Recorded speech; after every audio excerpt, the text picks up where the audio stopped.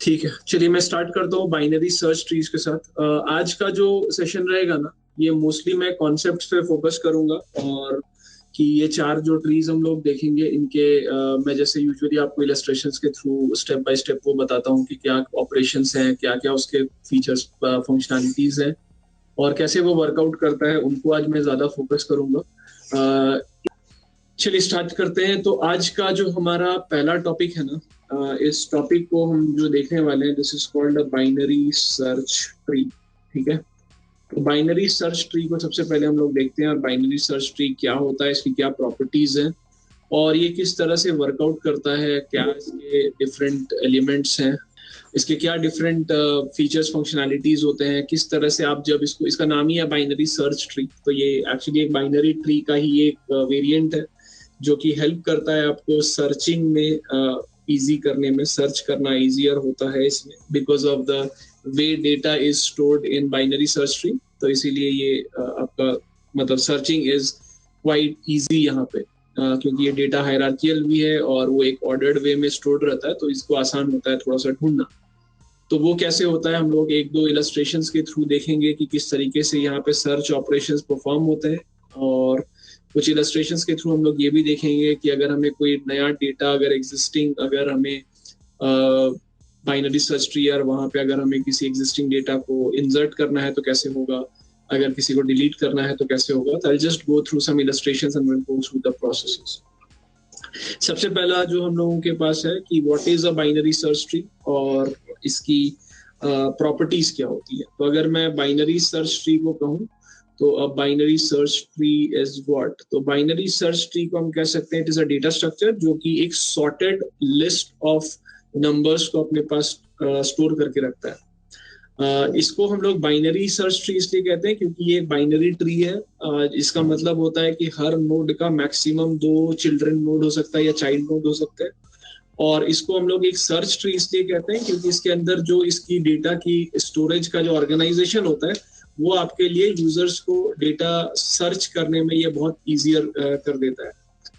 इसकी कुछ जो प्रॉपर्टीज हैं, जो ओवरऑल जो प्रॉपर्टीज के बारे में अगर हम लोग just before typing those in, if I just want to say कि इसकी प्रॉपर्टीज क्या होती हैं, तो सबसे पहली प्रॉपर्टीज की ये होती है कि जितने भी नोड्स आपका जो रूट होता है, रूट के लेफ्ट सब ट्री में जितने भी नोड्स होंगे उन सब का वैल्यू रूट नोड से लेस होना चाहिए। और जितने भी नोड्स आपके रूट के राइट सब ट्री में होंगे वो सारे के सारे आप सारे की वैल्यूज रूट के से ज्यादा होनी चाहिए। मतलब they should be more than they should be greater than the value of the root. तो आपके रूट नोड से अगर आप किसी भी पॉइंट पे अगर आ जाओ, अगर अपने मेन ट्री के रूट को देखो, अगर उसके लेफ्ट सब ट्री को देखोगे तो सारे उससे छोटे वैल्यूज होंगे। अगर आप राइट सब ट्री को देखोगे तो उसके सारे उससे बड़े वैल्यूज होंगे रूट से। सिमिलरली अगर आप नीचे जाते रहोगे और किसी भी एक सब ट्री को देखोगे उस ट्री के बीच में, तो किसी भी एक पॉइंट पे अगर आप एक सब ट्री का नोड पकड़ लो और अगर वो अपने आप में अपने नीचे के नोड्स के लिए रूट है, तो वहां पे भी सेम चीज रिकर्सिवली फॉलो होती जाती है। यानी एक पॉइंट पे अगर कोई नोड है और उसके अंदर उसके नीचे उसके चाइल्ड्स हैं, तो वो जितने भी चाइल्ड्स होंगे वो सारे के सारे चाइल्ड्स उसी रूल को फॉलो करेंगे। यानी रूट से लेसर वैल्यूज लेफ्ट में, रूट से ग्रेटर वैल्यूज आपके राइट में। तो ये हम लोग हमेशा इस पर्टिकुलर रूल को हमेशा फॉलो करते जाना पड़ता है। अगर ये आपका फॉलो नहीं हुआ तो देन आपका बाइनरी सर्च ट्री नहीं रहेगा। ठीक है, तो और जैसा मैंने बताया कि लेफ्ट एंड राइट सब ट्री जो होगा मेन रूट का वो भी अपने आप में बाइनरी सर्च ट्री ही होता है, यानी ये रूल को वो फॉलो करते जाते हैं। तो अगर हम लोग इन बातों को या इन बिंदुओं को अगर हम लोग यहाँ पे छोटा सा अगर एक अपने रेफरेंस के लिए अगर हम लोग इसको हल्का सा अगर नोट डाउन करके रखें, तो हम लोग क्या कहते पाते हैं कि binary search tree is a या it is a binary tree optimized optimized for searching. ठीक है, ऑप्टिमाइज्ड फॉर सर्चिंग होता है, ये आपके बाइनरी ट्री ही होता है, यानी कि दो से ज्यादा एलिमेंट्स या चाइल्ड आपके किसी भी रूट में नहीं हो सकते। इसका मतलब है कि any node can have maximum of two child nodes, ये इसकी एक प्रॉपर्टी हो गई। दूसरी प्रॉपर्टी क्या हो गई कि it can be used to search presence of any numbers, used for searching of numbers stored in the tree. ये काम में आता है हमारा। ये बाइनरी ट्री है तो दो नोड्स हैं और ऑप्टिमाइज्ड है स्टोरिंग के लिए। कैसे ऑप्टिमाइज्ड है वो हम लोग देखते हैं यहाँ पे।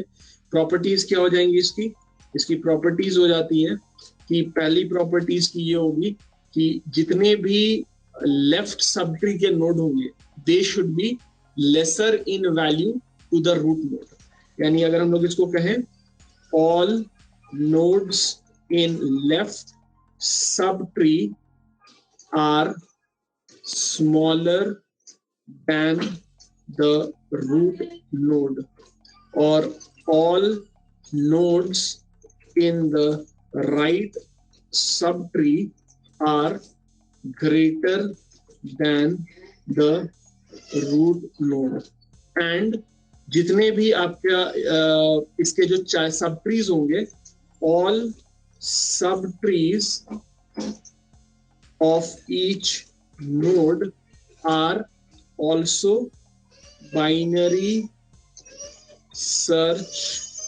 trees themselves। यानी कि एवरी सब ट्री जो लेफ्ट या राइट में है विच फॉलोज दिस लॉजिक कि अगर वो रूट के लेफ्ट में है तो स्मॉलर वैल्यूज होंगी, रूट के राइट में है तो लार्जर वैल्यूज होंगी। तो यहाँ पे जो लेफ्ट सब ट्री और राइट सब ट्री की बात हो रही है तो वो जो सब ट्रीज हैं वो अपने भी अपने आप में वो बाइनरी सर्च ट्रीज के रूल्स को और पैरामीटर्स को वो फॉलो करेंगे। तो अगर हम इसका एक एग्जांपल देखें तो इस इलस्ट्रेशन के थ्रू हम इस एग्जांपल को समझ सकते हैं या इस बाइनरी सर्च ट्री को समझ सकते हैं। तो यहाँ पे अगर आप ये देखो, यहाँ पे मैंने एक इलस्ट्रेशन दिखाया है विच हैज टू ट्रीज, दो ट्रीज का यहाँ पे एग्जांपल्स दिया हुआ है।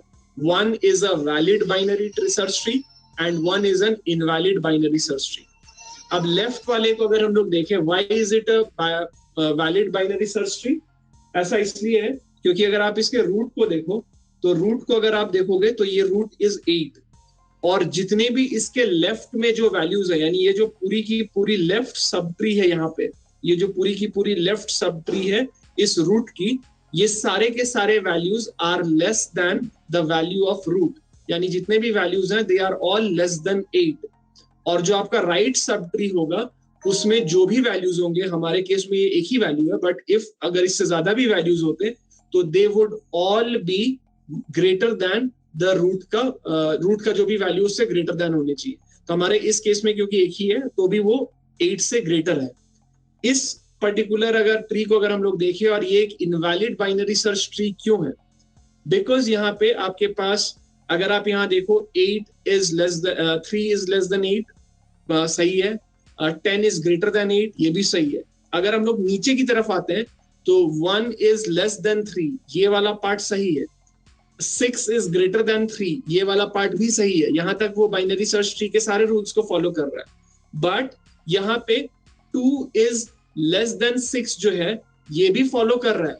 लेकिन अगर आप इस पर्टिकुलर सब ट्री को देखो, यहाँ पे इस सब ट्री को, तो यहाँ पे ये रूल ब्रेक हो जा रहा है कि 3 के लेफ्ट में सारा का सारा वैल्यू जो होना चाहिए वो 3 से कम होना चाहिए, और 3 के राइट सब ट्री में जो भी वैल्यूज होना चाहिए वो सारा का सारा 3 से लार्जर होना चाहिए। तो यहाँ पे 3 से लेफ्ट में ये वैल्यू तो 3 से स्मॉलर है, लेकिन जब हम राइट में जाते हैं तो सारी वैल्यूज उसकी 3 से ग्रेटर होनी चाहिए थी। यहाँ पे 6 उसको फॉलो कर रहा है, लेकिन 6 का जो लेफ्ट सब ट्री 2 है ये उसको फॉलो नहीं कर रहा है। It should have been part of the left sub tree of 3, तब जाके ये हमारा एक बाइनरी सर्च ट्री बनता। लेकिन क्योंकि इस 3 के राइट सब ट्री में जहां पे कि सारे वैल्यूज 3 से ग्रेटर होने चाहिए थे, वो क्योंकि उसको फॉलो नहीं कर रहा है, इसलिए this is called a invalid binary search tree. whereas this particular tree that we are looking at, this is a valid binary search tree।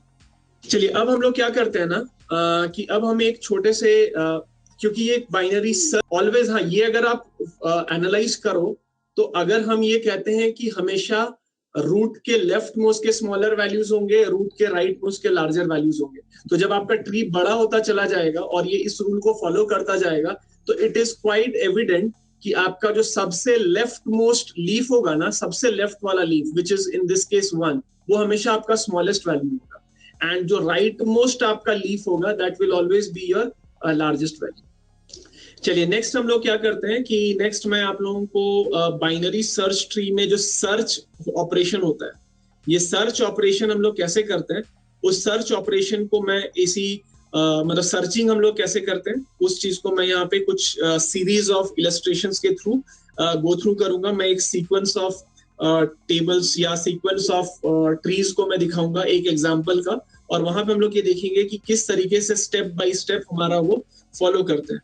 तो हम लोग यहाँ पे सर्च, इसका हमारा जो ये टॉपिक है ये searching in binary search tree को बाय द वे शॉर्ट में बीएसटी भी कहा जाता है। तो आप कई जगहों पे देखोगे उसको बीएसटी कहा जाता है, तो मैं यहाँ पे लिख दे रहा हूँ एंड इस वाले में मैं उसको साइड में लिख दे रहा हूँ बीएसटी स्मॉल में।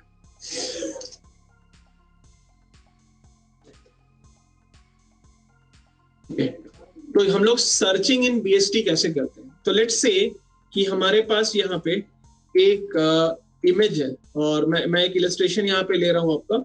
ये इलस्ट्रेशन मेरा है यहाँ पे विच इज दिस वन। ये मेरा एक ट्री है which we have, let's say this is the tree जो हमारे पास है, और इस ट्री में हमारे पास ये रूट नोड है, और रूट नोड के बाद हमारे पास लेफ्ट सब ट्री में सारे के सारे जो नोड्स हैं वो रूट से छोटे हैं, राइट सब ट्री में जितने भी नोड्स हैं या जो सब ट्रीज है वो हमारे रूट से लार्जर है, and 8 is our root node. अब हमें यहाँ पे क्या करना है कि हम लोग यहाँ पे से फॉर एग्जांपल कि हम यहाँ पे एक वैल्यू ढूंढना चाहते हैं, और उस वैल्यू को क्या ढूंढना चाहते हैं हम यहाँ पे एक value let's say for example हम यहाँ पे ले लेते हैं, let's say we keep 4 as our search element. ठीक है, 4 जो है उसको हम लोगों को यहाँ पे सर्च करना है, मुझे ढूंढ के निकालना है कि 4 है या नहीं है। ठीक है, तो सबसे पहले हम लोग क्या करते हैं ना कि सबसे पहला जो हमारा इस ट्री में सर्चिंग का जो लॉजिक होता है वो क्या होता है, सबसे पहले हम अपने रूट को चेक करते हैं कि क्या हमारा root is equal to the value जो हम सर्च करना चाहते हैं। ठीक है, सबसे पहली चीज हम लोग वो करेंगे कि क्या हमारा रूट का जो वैल्यू है क्या वही हमारा सर्च एलिमेंट है। तो हम लोग वो पहले देखते हैं, अगर नहीं है तो फिर देखते हैं कि क्या हमारा सर्च एलिमेंट रूट से छोटा है या वो रूट से बड़ा है। अगर वो रूट से छोटा है तो हमें पता है कि हमें वो सिर्फ अपना सर्च जो है वो सिर्फ लेफ्ट सब ट्री में ढूंढना है, राइट सब ट्री को हमें छूने की भी जरूरत नहीं है क्योंकि वो वहां पे हो ही नहीं सकता एज पर द लॉजिक या रूल ऑफ बीएसटी।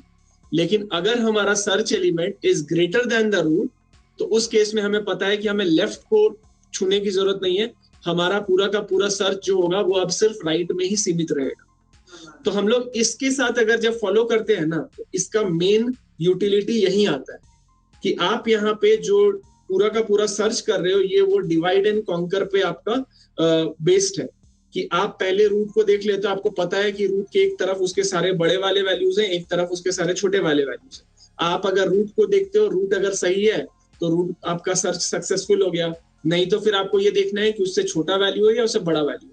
अगर छोटा वैल्यू है तो एक साइड में सर्च करना है, बाकी का नहीं सर्च करना। अगर लार्जर है तो दूसरे साइड को सर्च करना है, पहले सर्च को नहीं करना। तो क्या हो रहा है, आपका number of iterations of search जो होता है ना वो कहीं ना कहीं घटता चला जाता है, और जितना आप ये डीप जाते जाओगे तो हर लेवल पे ये चीज लॉजिक फॉलो होती जाएगी रिकर्सिवली। तो जैसे हम लोग यहाँ तक पहुंचे तो हमें पता है कि ये लेफ्ट सब ट्री में, तो अब मेरा सर्च इतने में सीमित हो गया। अब जब यहाँ पे पहुंच जाएंगे तो यहाँ पे भी आइदर लेफ्ट या राइट में होगा, तो अगर छोटा है तो इधर सीमित हो जाएगा, अगर बड़ा है तो इधर सीमित हो जाएगा। तो हमें पता है कि फिर इतने में आ गया।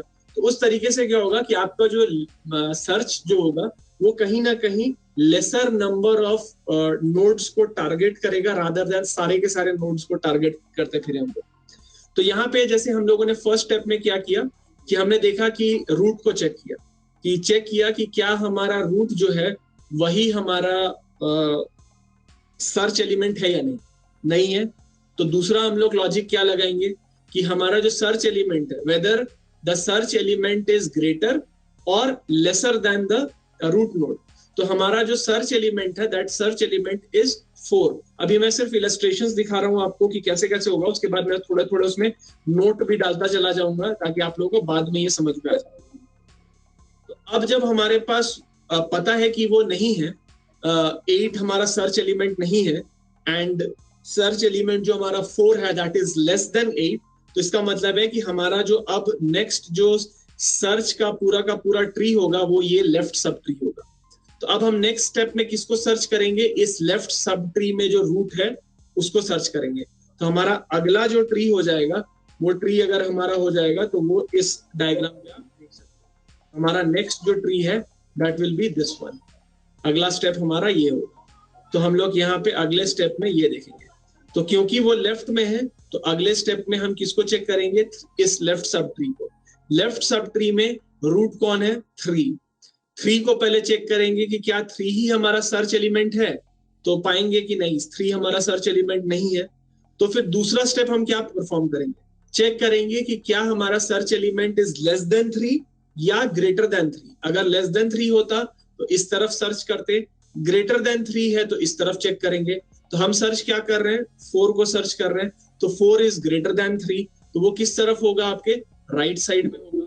यानी नेक्स्ट हमारा जो लिमिट हो जाएगा हमारा सर्च, वो इस सब ट्री पे लिमिट हो जाएगा। और हम नेक्स्ट किसको चेक करेंगे? 6 को चेक करेंगे।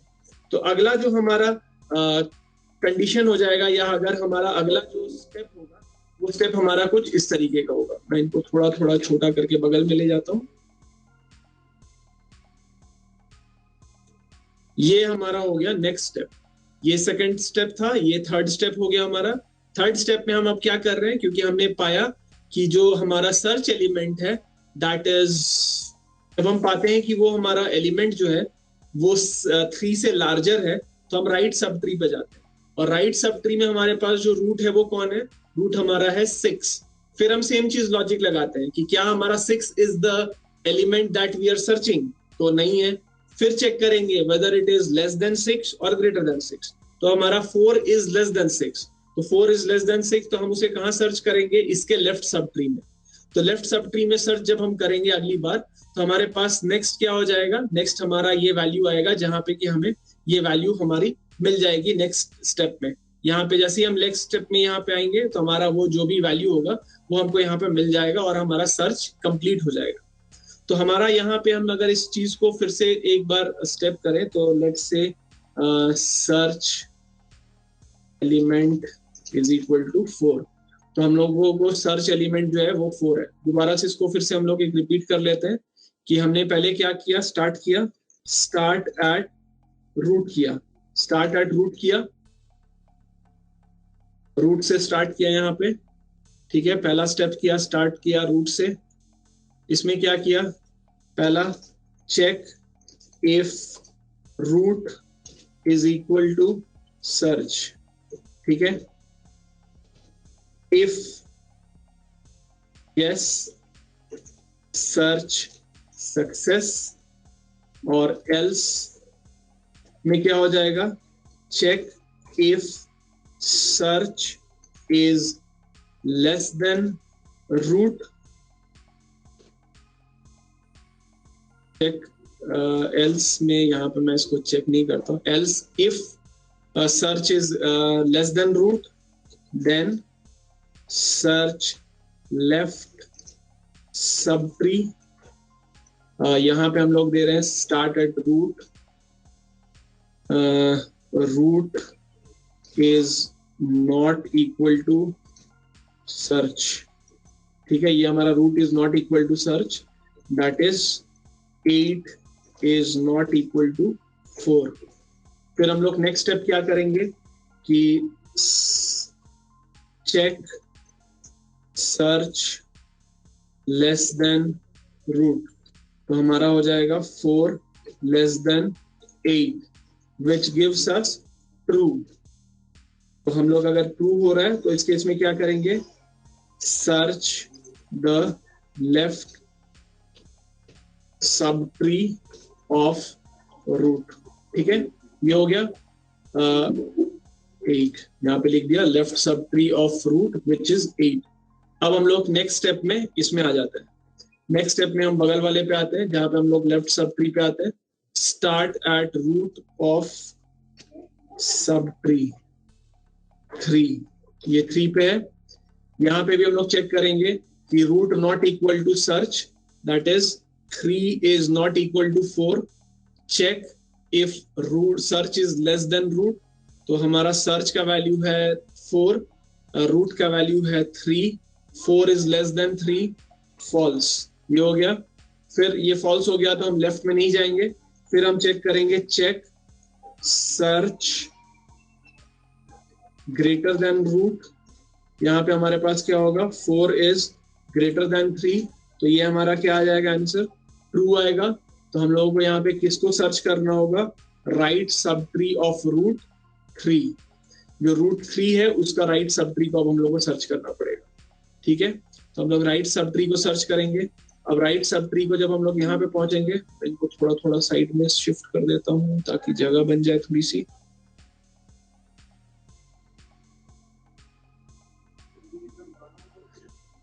Start at root of sub tree जो कि है आपका 6, root not equal to search, that is 6 is not equal to 4।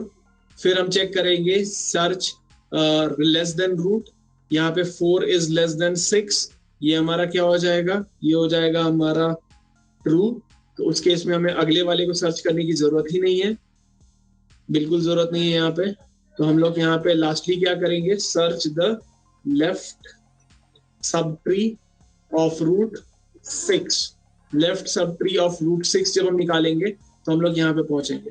अब इसके बाद अगला जो स्टेप होगा, मेरे इसको मैं राइट कर लेता हूँ यहाँ पे just for the sake of this, या इसको मैं ऐसे राउंड कर दे रहा हूँ यहाँ पे जस्ट टू अंडरस्टैंड कि हम लोग के पास वो सर्च एलिमेंट है।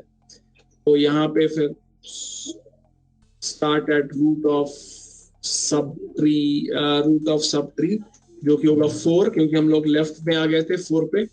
Root is equal search, that is 4 is equal 4। तो हमारा यहाँ पे क्या हो जाएगा, ये हो जाएगा हमारा सर्च सक्सेस। ठीक है, तो ये हो गया हम लोगों का सर्च सक्सेस। तो यहाँ पे आने के बाद इतने नंबर ऑफ स्टेप्स के बाद हमारा जो सर्च है दैट गेट्स कंप्लीटेड। तो अगर हम लोगों ने स्टार्ट किया एक रूट से, एलिमेंट हमारे पास था सर्च का, पहले रूट के साथ चेक किया, नहीं मिला, चेक किया कि क्या उससे छोटा है या उससे बड़ा है, अगर छोटा था तो लेफ्ट की तरफ चले गए। फिर अगले स्टेप में नेक्स्ट सब ट्री के रूट को देखा, चेक किया क्या वही वैल्यू है, नहीं, तो देखा कि उससे लेफ्ट, उससे छोटा है या बड़ा है, उससे बड़ा था तो राइट की तरफ मुड़े। जब राइट की तरफ मुड़े तो नेक्स्ट सब ट्री के रूट को चेक किया क्या वही वैल्यू है, पाया कि वो भी वैल्यू नहीं है। फिर देखा कि क्या हमारा सर्च इस रूट से छोटा है या बड़ा है, तो पाया कि वो उससे छोटा है, तो उसके लेफ्ट की तरफ होना चाहिए था। लेफ्ट की तरफ इस 4 वाले सब ट्री पे आ गए। 4 वाली सब ट्री पे जब आ गए तो यहाँ पे फिर चेक किया कि क्या हमारे रूट का वैल्यू ही हमारा सर्च है, तो पाया कि हाँ वही हमारा सर्च एलिमेंट है, तो यहीं पे हमारा सर्च कंप्लीट हो जाता है। तो हम लोग यहीं पे उस सर्च को कंप्लीट कर लेते हैं, सर्च हमारा यहीं पे सक्सेस हो जाता है। नेक्स्ट हम लोग आते हैं, इसी बीएसटी का एक और ऑपरेशन होता है कि हम लोग इंसर्ट कैसे करेंगे। अब आप लोग देख रहे हैं कि यहाँ पे एक पर्टिकुलर रूल फॉलो हो रहा है कि एक रूट से हमेशा छोटा उससे लेफ्ट में जाएगा, बड़ा उससे राइट में जाएगा, ऐसा कुछ होता है। तो हम लोग के पास अगर एक ट्री है और उस ट्री में अगर हमारे पास अगर हम उस ट्री में एक नया नोड अगर ऐड करना चाहते हैं तो वो कैसे अपनी जगह पे जाएगा, तो वो हम लोग कैसे देखते हैं। तो हम लोग यहाँ पे नेक्स्ट एक एलिमेंट ऐड करते हैं, एक बोर्ड बनाते हैं, उस बोर्ड में हम लोग देखते हैं, इसमें हम लोग चेक करते हैं इंसर्शन इन बीएसटी। ठीक है, अब मैं यहाँ पे भी एक छोटा सा आपका एग्जांपल दे रहा हूँ कि इंसर्शन जब हम करेंगे तो इंसर्ट करते वक्त हमारे पास एक ट्री है और उस ट्री को हम पहले यहाँ पे ले लेते हैं। इंसर्शन हमें करनी है इस ट्री की, तो इस ट्री को मैं पहले यहाँ पे पुट कर लेता हूँ। ये हमारा स्टार्टिंग ट्री है, मतलब ये ट्री हमारे पास है। अब हमें इसके अंदर क्या करना है कि जो हम लोग पिछली बार वो 4 को सर्च कर रहे थे ना, वो 4 को हमें इंसर्ट करना। तो यहाँ पे इंसर्शन का जो एलिमेंट है, element to insert is equal to 4। तो हम लोग को ये 4 नोड जो है एलिमेंट है इसको हम लोगों को इंसर्ट करना है, तो वो कैसे होगा? तो हम लोग यहाँ पे जो स्टेप्स परफॉर्म करते हैं सेम वही तरीका होता है जो सर्च के दौरान होता है, कि आप पहले चेक करते हो, यहाँ पे ढूंढते नहीं हो कि वो मैच कर रहा है कि नहीं। सबसे पहले आप इस रूट को लेते हो, रूट को लेके आप देखते हो कि जो एलिमेंट आपको इंसर्ट करना है वो आपके रूट से छोटा है या रूट से बड़ा है, बस ये चेक करते हो। तो हम पाते हैं कि हमारा जो एलिमेंट है वो हमारे रूट के वैल्यू से छोटा है। तो हम अगले स्टेप में कहाँ चले जाएंगे? हम चले जाएंगे अपने लेफ्ट सब ट्री में। और लेफ्ट सब ट्री में जब हम जाएंगे तो हम क्या करेंगे? हम इस पर्टिकुलर नोड पे पहुंच जाएंगे विच इज 3, जो अब हमारे लेफ्ट सब ट्री का रूट है। रूट पे पहुंच गए। अब हम देखेंगे कि हमारा जो एलिमेंट है 4, क्या वो 3 से छोटा है या 3 से बड़ा है? तो हम पाते हैं कि हमारा एलिमेंट जो 4 है वो 3 से लार्जर है। तो 3 से अगर वो लार्जर है तो वो किस तरफ होना चाहिए? राइट में होना चाहिए। जब हम राइट में जाते हैं तो फिर हमारे पास एक और नोड पे हम पहुंचते हैं, और वो नोड की वैल्यू क्या है हमारे पास? उस नोड की वैल्यू है हमारे पास 6। तो हम जब जाएंगे अगली बार 6 पे, तो हमारा वो 6 रूट बन जाएगा अगले राइट सब ट्री के लिए। और हम देखेंगे फिर वही काम कि क्या हमारा जो एलिमेंट है जिसे हमें इंसर्ट करना है वो 6 से छोटा है या 6 से बड़ा है। तो हम पाते हैं कि वो 6 से छोटा है, यानी वो लेफ्ट में जाना चाहिए।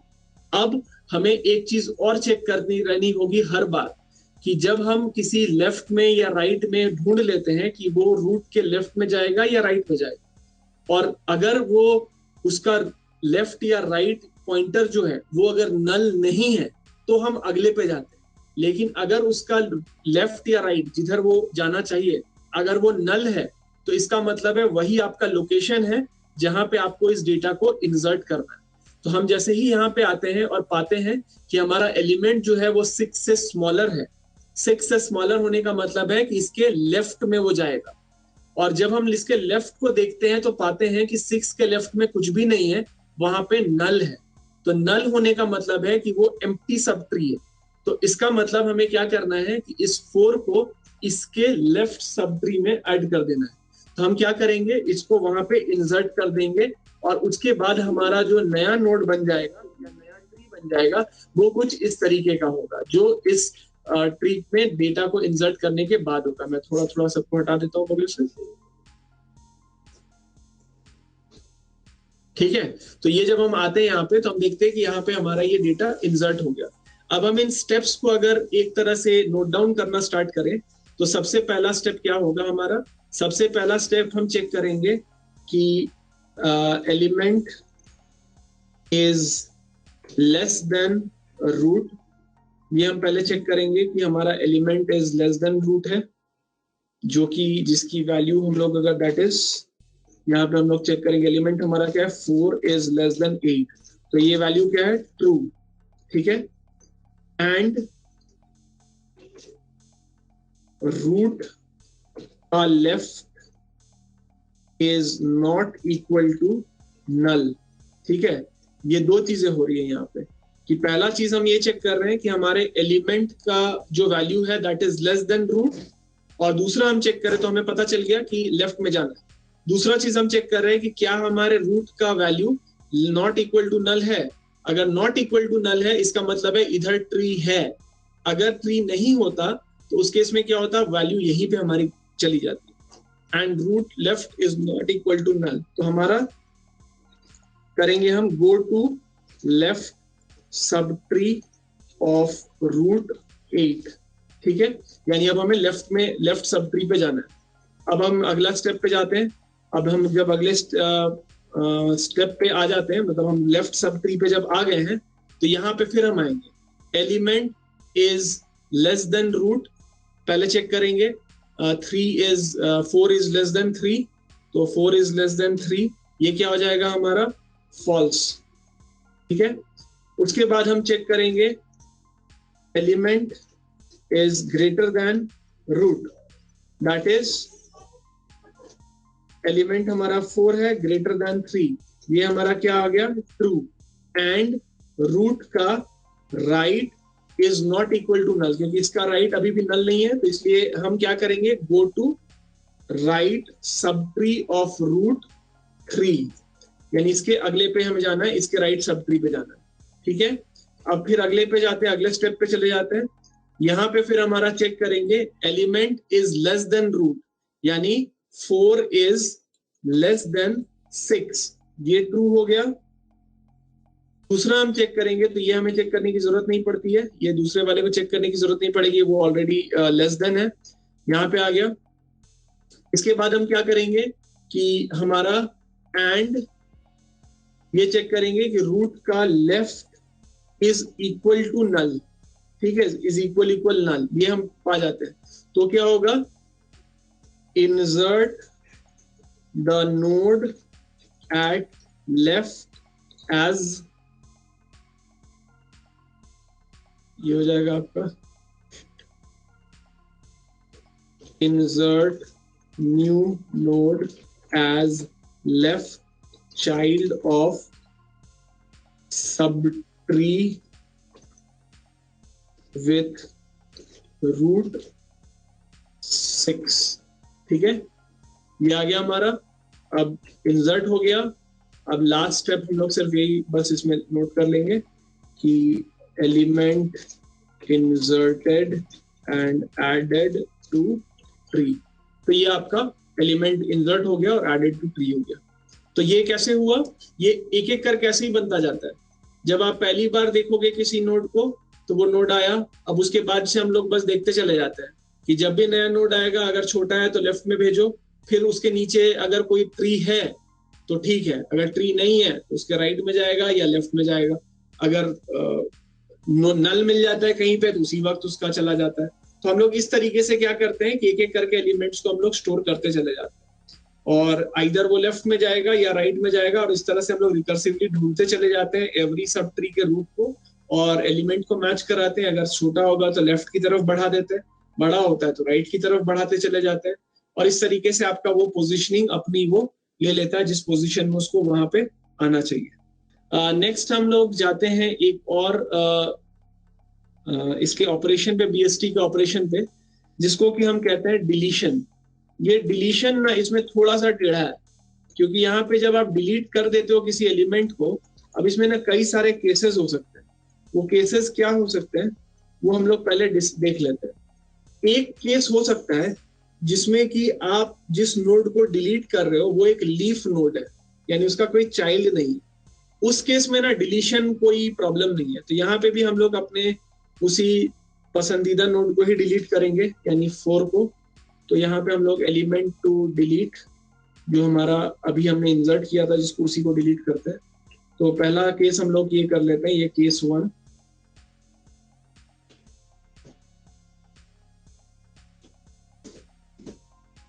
एलिमेंट टू डिलीट है हमारा 4, ठीक है, इसको हमें डिलीट करना है। और हमारा ये नोड है, ये हमारा ट्री है जिसे हमें डिलीट करना है। तो यहाँ पे हमारे पास ये हमारा ट्री है और इसमें से 4 को डिलीट करना है। तो 4 हमारे लिए क्या है, एक लीफ नोड है। तो इस केस में ना हमें कोई प्रॉब्लम नहीं है। इस केस में no issues in this case, as 4 is a leaf node, we can just delete the node as is, ठीक है। ये हमारा कोई इसमें किसी तरह का कोई स्पेशल कुछ काम करने की जरूरत नहीं है, किसी तरह के किसी स्पेशल एक्टिविटी की जरूरत नहीं है। ये सिंपल सा है कि ये लीफ नोड है, लीफ नोड है तो इसको हम लोग ऐसे ही डिलीट कर सकते हैं। जहां पे भी वो है उसको डिलीट कर दो, उससे हमें कोई फर्क नहीं पड़ता। दूसरा हमारे पास एक मतलब हमारे पास ये नोड को हम लोग डिलीट कर दें, और इसको डिलीट करने के बाद हमारा जो भी स्टेप आएगा वो हमारा कुछ इस तरीके का आपका नोड बन जाएगा डिलीट होने के बाद, जो कि ऐसा दिखेगा। डिलीट होने के बाद हमें कोई प्रॉब्लम नहीं है इसको डिलीट करने में। तो आपका ये केस 1 में एलिमेंट टू डिलीट 4 है, which is a leaf node. तो हम लोगों को कुछ भी खास करने की जरूरत नहीं, सीधे डिलीट कर दो, वो आपके ट्री से हटेगा। केस 2 जो होगा उसमें हम लोग क्या देखेंगे, केस 2 वो केस होगा जहां पे कि जिस नोड को आप डिलीट कर रहे हो उसका एक सिंगल चाइल्ड नोड है, ठीक है, उसका चाइल्ड नोड है और एक चाइल्ड नोड है, सिंगल, डबल चाइल्ड नोड नहीं, अगर सिंगल चाइल्ड नोड है। तो ऐसे केस को हम लोग कैसे हैंडल करेंगे। तो अब मान लो हमारे पास यहाँ पे एक नोड आता है, एक एग्जांपल मैं यहाँ पे ले रहा हूँ कि इस नोड को डिलीट करने के बाद अब हमें दूसरा केस हम ले रहे हैं यहाँ पे, केस 2, एलिमेंट टू डिलीट यहाँ पे अब हमारा 6 है, ठीक है। एलिमेंट टू डिलीट 6 है, किस ट्री से? इस ट्री से। इस ट्री में से हमें 6 को डिलीट करना है। तो अब 6 को अगर डिलीट करना है तो अगर तुम देखोगे तो 6 को डिलीट करने में ये जो केस है हमारा, केस 1 यहाँ पे हम लोग करते हैं ना, when item to delete is leaf node, specify कर देते हैं कि क्या केस है हमारा। तो एलिमेंट टू डिलीट हमारा है 4, ताकि स्पेसिफाइड रहे कि हम लोग किस चीज को हैंडल कर रहे हैं, ठीक है। केस 2 है क्या हमारा? केस 2 है when node to delete has one child node, ठीक है। ये हमारा इस केस में, तो हम लोग ये सिनारियो लेके चल रहे हैं केस 2 में कि अगर हमारे पास जिस नोड को हम डिलीट कर रहे हैं उसका एक चाइल्ड नोड है जो इस केस में हमारे पास है। तो इस केस में क्या कहता है कि इस केस में इसका रूल क्या कहता है? इसका रूल कहता है कि replace the node to be deleted with its child node and then remove the child node from original position, ठीक है। ये 2 स्टेप्स में होता है, ये 2 स्टेप्स में हम लोग करेंगे। अब मान लो हम लोगों के यहाँ पे 6 को डिलीट करना है, एलिमेंट टू डिलीट हमारा 6 है। इसको जब डिलीट करना होगा तो कैसे डिलीट करेंगे? इसको डिलीट करने के लिए हम लोगों को क्या करना होगा कि हम लोगों के पास ये एलिमेंट टू डिलीट है, ये एलिमेंट है जिसको हमें डिलीट करना है। तो इसके लिए क्या करना होगा? सबसे पहले हम लोग क्या करेंगे कि इसका जो चाइल्ड नोड है उसको रिप्लेस कर देंगे जिस नोड को हम डिलीट करना चाहते हैं उस नोड में उसको रिप्लेस कर देंगे। यानी 7 हमारा चाइल्ड है, तो जिस नोड को हमें डिलीट करना है ना उसमें उसी की वैल्यू को कॉपी कर देंगे, यानी इसका जो चाइल्ड नोड है उसके वैल्यू को वहां कॉपी कर देंगे। तो इसमें क्या हो जाएगा? आपका दोनों में क्या हो जाएगा? 7 हो गया, ठीक है। दोनों में 7 हो गया। और उसके बाद क्या करेंगे? उसके बाद जो ये चाइल्ड नोड है इसको हम लोग रिमूव कर सकते हैं। तो ये क्या हो जाएगा? ये तो लीफ बन गया ना। अब इसके वैल्यू को तुमने ऊपर कॉपी कर लिया, अब ये जो तुम्हारा नीचे वाला रह गया ये लीफ हो गया। अब इसको तुम डिलीट कर सकते हो, इसको तुम डिलीट कर दोगे तब किसी को कोई तकलीफ नहीं, इसको डिलीट कर देने से कोई परेशानी नहीं होगा, बिल्कुल हम लोग इसको आराम से डिलीट कर सकते हैं। और यहाँ पे हम लोग इसको डिलीट कर देते हैं कुछ इस तरीके से। तो ये आपका डिलीटेड वैल्यू यहाँ पे इस तरीके से आ जाएगी और आपका ये फाइनल नोड इस तरीके का बन जाएगा जहाँ पे कि आपके पास 6 की जगह पे 7 आ गया। तो हम लोग रिप्लेस यहाँ बीच से करें, इसके नोड को इसके साथ जोड़ें, उससे अच्छा क्या किया कि सीधे चाइल्ड नोड के वैल्यू को रूट नोड में कॉपी कर लिया और उसके बाद सीधे चाइल्ड नोड को डिलीट कर दिया। मतलब तो हम लोग को डेटा से है ना, तो डेटा हमारे पास यहाँ आ गया, फिर चाइल्ड नोड चाहे कोई भी कहीं पे भी रहा उससे क्या फर्क पड़ता है। तो हम लोग का इस तरीके से ये डिलीशन ऑफ एलिमेंट्स ये केस 2 के केस में हम लोग कर सकते हैं जहां पे कि आपके नोड के पास एक ही चाइल्ड नोड है। दूसरा हमारा जो सीन है इसके बाद वाला, वो हमारा सीन है कि ऐसे किसी नोड को डिलीट करना है जिसके 2 चिल्ड्रन है। तो उस केस में आप क्या करोगे? तो केस 3 को हम लोग यहाँ पे नोट कर लें, इन सबको थोड़ा थोड़ा मैं ऊपर कर लेता हूँ। केस 3 हम लोग यहाँ पे ले लेते हैं। केस 3 हमारा क्या है? तो केस 3 है हमारा when node to delete has 2 child nodes. और हम लोग यहाँ पे इस एक टेबल को या इसको ले रहे हैं जिसको कि हमें डिलीट करना है। यहाँ पे ये हो गया हमारा, इसमें इस ट्री को ले रहे हैं, इसमें से हमें 3 को डिलीट करना है। 3 को डिलीट करना है तो इसके 2 चाइल्ड नोड्स हैं, तो हमें इसको कैसे करना है? तो यहाँ पे हमारा नोड एलिमेंट टू डिलीट है 3। अब इसके लिए हमारे क्या स्टेप्स होंगे? सबसे पहला स्टेप हम लोग क्या करेंगे यहाँ पे कि हम लोग कहते हैं get the in order successor, मतलब जो ऑर्डर में इसका जो सक्सेसर है उसको पहले हम लोग फेच करते हैं। Get the in order successor of the node, ठीक है। फिर क्या करते हैं, replace the node with the in order successor, ये किया। उसके बाद लास्ट में क्या करेंगे, remove the in order successor from original position.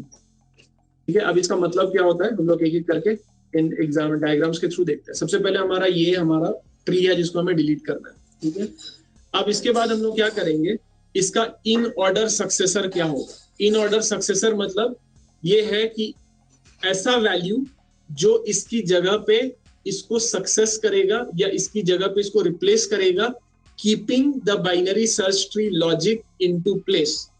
अब हम इसमें से अगर 1 को यहाँ पे लेके आते हैं तब तो बाइनरी सर्च ट्री का लॉजिक खत्म हो जाएगा, क्योंकि जहां 1 यहाँ आ गया तो 1 से नहीं, 1 को भी हम लोग ला सकते हैं, बट 1 को हम लोग यहाँ नहीं लाएंगे, हम लोग इसके सक्सेसर को लाएंगे, प्रीडिसेसर को नहीं लाएंगे।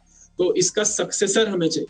तो सक्सेसर यहाँ पे लाने के लिए हमें क्या करना होगा, हमें इसके राइट सब ट्री से उस वैल्यू को यहाँ लाना, कॉपी करना होगा, जो अगर हम यहाँ पे लेके आते हैं तो हमारा ये बाइनरी सर्च ट्री इसी तरह से बना रहे। तो अगर हम इसके राइट सब ट्री में देखें तो हम यहाँ पे किसको ला सकते हैं, 4 को ला सकते हैं। अगर हम यहाँ पे 4 को लेके आ जाते हैं 3 की जगह पे, तो 4 के 1 जो होगा वो 4 से लेस होगा, और 6 एंड 7 जो होगा वो 4 से ग्रेटर होगा। तो हम लोग उसको वहां से ला सकते हैं।